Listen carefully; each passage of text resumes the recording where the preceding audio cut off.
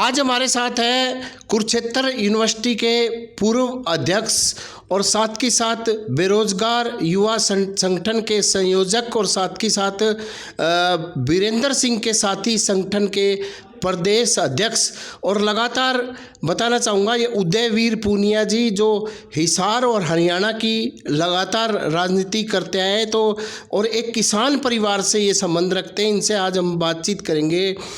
उदयवीर जी, ये बताएं कि किसानों का आंदोलन लगातार आज 12वें 13वें दिन में प्रवेश कर गया है, तो आप आंदोलन को लेकर क्या देखते हैं? देखिए, सबसे पहले तो मैं एक बात कहना चाहता हूँ, किसान जो आज का आंदोलन नहीं है, ये पहले भी आंदोलन होते रहे किसानों के। और किसानों की एक मांग है एमएसपी की जो मांग है वो बिल्कुल जायज़ है। और सरकारें आई और चली गई, लेकिन अभी तक किसी भी सरकार ने किसानों की इस मांग को नहीं माना। इस वजह से किसान है ना लगातार संघर्षरत हैं। और जो पिछला आंदोलन था किसान आंदोलन, उसमें तो करीबन 700 से ज़्यादा लोगों की शहादत हुई है उसमें।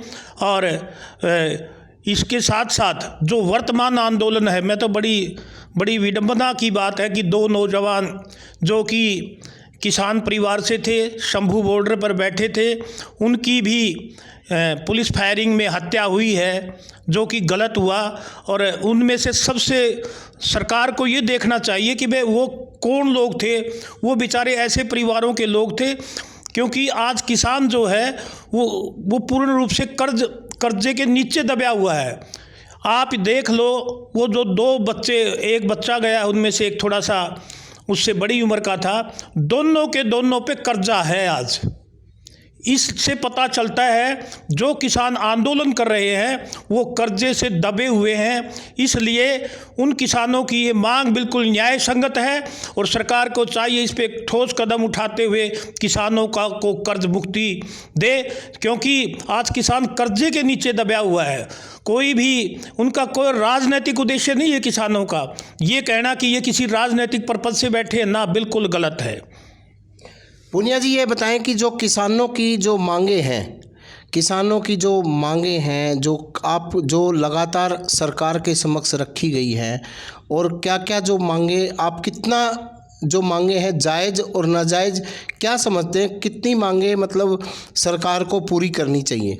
देखिए, सबसे ज़रूरी है जो इनकी मुख्य मांग है हम किसानों की, वो है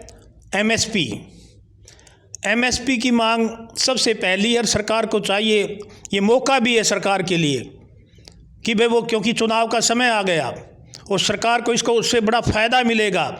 आज 60 और 65% की जो हमारी आबादी है, इस देश की आबादी, वो किसानों की है। और अगर वर्तमान सरकार किसानों को एमएसपी देती है तो इसको सरकार को फ़ायदा होगा। रही दूसरी बात किसानों को कर्ज मुक्ति की, ये मांग भी बिल्कुल जायज़ है। मैं तो ये कहता हूँ जितनी मांगे सारी जायज़ है। कोई भी इंसान ऐसा नहीं है कि भाई ये बार किसान आंदोलन करते हैं, सिर्फ उसी बात को लेके आंदोलन करते हैं। तो सरकार को चाहिए इनकी मांगों को मान ले। पूनिया जी, खेड़ी चोपटा का जो मामला है, खेड़ी चोपटा जो पहले बरवाड़ा क्षेत्र में आता था, और बरवाड़ा क्षेत्र में आपने वहाँ भी राजनीति की है और साथ के साथ वहाँ पर भी आंसू गैस के गोले छोड़े गए हैं। कुछ किसानों को हिरासत मिली है, बाद में छोड़ दिया गया। अब लगातार किसान धरने पर बैठे हैं, तो आप क्या कहेंगे? देखिए, कल की घटना है ये खेड़ी चोपटा जो मेरे गांव से करीबन 12-15 किलोमीटर है। ये बरवाड़ा विधानसभा क्षेत्र में आता था पहले। मैं ये जो एरिया क्षेत्र है, यहाँ के जो किसान बैठे, मैं बहुत लोगों को, मैं सबको जानता हूँ।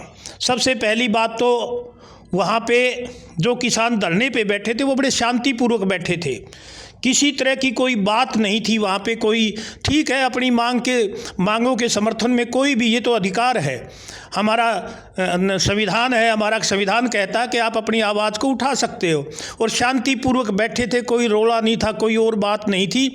तो जानबूझ के किसानों पे पहले लाठीचार्ज किया, जिसकी जितनी भर्त्सना की जाए वो गलत है।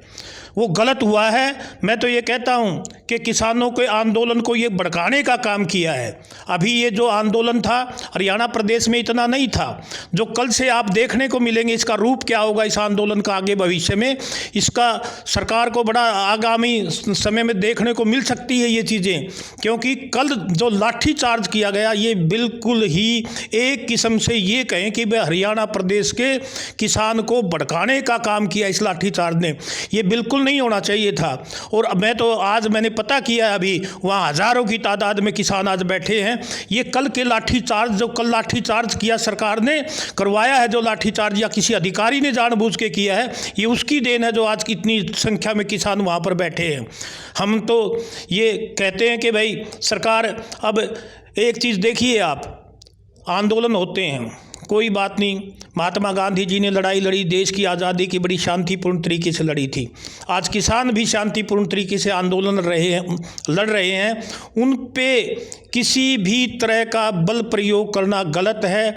ये तो खेड़ी चोपटा पे हमारा क्षेत्र है, यहाँ पे हमने देखा है, शंभू बॉर्डर पे तो और भी बुरा हाल है किसानों का। वहाँ तो मैं तो ये कहता हूँ वो जो बच्चा है उसके प्रति गांव में इतनी भावना हो रही है लोगों के बीच में कि एक छोटा सा बच्चे को गोली मारी उसके सिर में।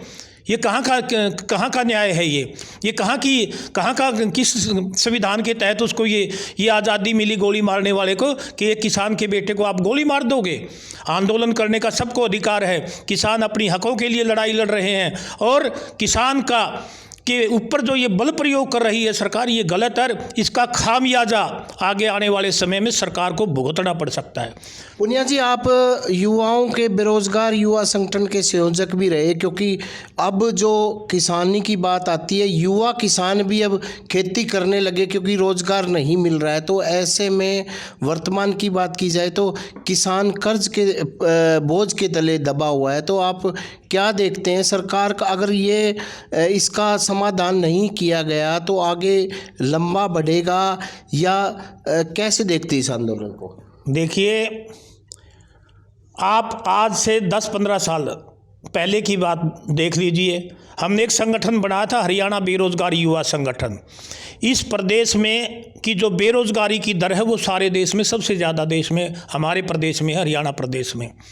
और उस समय जब हमने हरियाणा बेरोजगार युवा संगठन बनाया, हम सारे छात्र नेता इकट्ठे हुए थे। ये हुआ था कि भाई ये जो हमारे बेरोजगारी की अगर यही हालत रही तो इस प्रदेश का जो नौजवान है वो अपराधीकरण की ओर बढ़ेगा, अग्रसर होगा।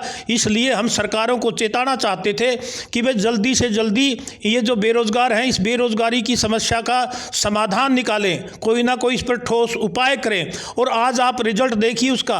मैं आज से हमने जो आंदोलन शुरू किया था और उसके बाद और आज 10-15 साल के बाद आप इतिहास उठा के देख लीजिए। आज एक गांव में बच्चे पलायन कर रहे हैं, विदेशों में जा रहे हैं। किसी बेटे के अगर 1 एकड़ ज़मीन है तो वो अपनी ज़मीन को बेच के आज विदेश में भाग रहा है। क्यों भाग जा रहा है? वो कोई अच्छे इसलिए नहीं जा रहा कि उसको वो करना है, यहाँ पे उसको रोज़गार नहीं मिल रहा, उसको दिखाई देता नहीं भाई तेरा भविष्य सुरक्षित नहीं है। ये पूरे हरियाणा प्रदेश के एक गांव में आप पूरा उठा लो, आप एक गांव आप देखेंगे, एक के गांव में कम से कम, मैं ज़्यादा नहीं कहता, 50, किसी गांव में किसी में 20, किसी में 10, किसी में 30, इतने बच्चे विदेशों में जाने लग गए। पुनिया जी, बीच में बात कहना चाहूँगा कि जो राकेश टिकैत किसान नेता ने भी अब आगाज़ कर दिया है 26 तारीख को लेकर ट्रैक्टर हाईवे पे लगाए जाएंगे। तो ऐसे में क्या लगता है, प्रदेश में स्थिति और ज़्यादा बिगड़ नहीं सकती क्या? देखिए, मैं तो सभी किसान नेताओं से सबसे पहले तो एक बात कहना चाहूँगा, किसान नेताओं को सबको मिलजुल कर इकट्ठी लड़ाई लड़नी चाहिए।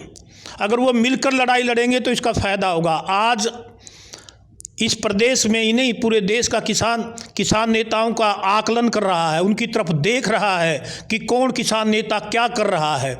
इसलिए मेरा तो सभी किसान नेताओं से ये कहना है कि वो मिलकर लड़ाई लड़ें और इस आंदोलन को आगे बढ़ाने का काम करें।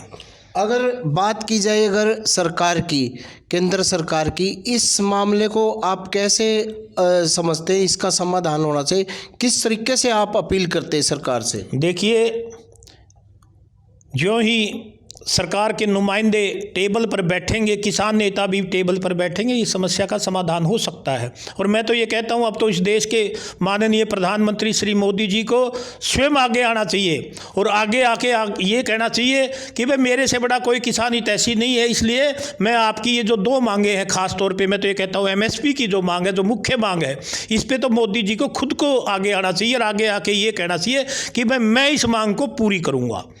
जी, ये थे उदयवीर पुनिया जी। इनका साफ तौर से कहना था कि जो सरकार और किसान संगठन के नेताओं को जल्द से जल्द टेबल पर बिठाकर इनका समाधान कर देना चाहिए, क्योंकि इसका समाधान नहीं निकला तो आगे खामियाजा प्रदेश और देश में इसके नकारात्मक इसके फल निकल सकते हैं। तो ऐसे में इसका समाधान करना जरूरी है। प्रवीण कुमार, हिसार।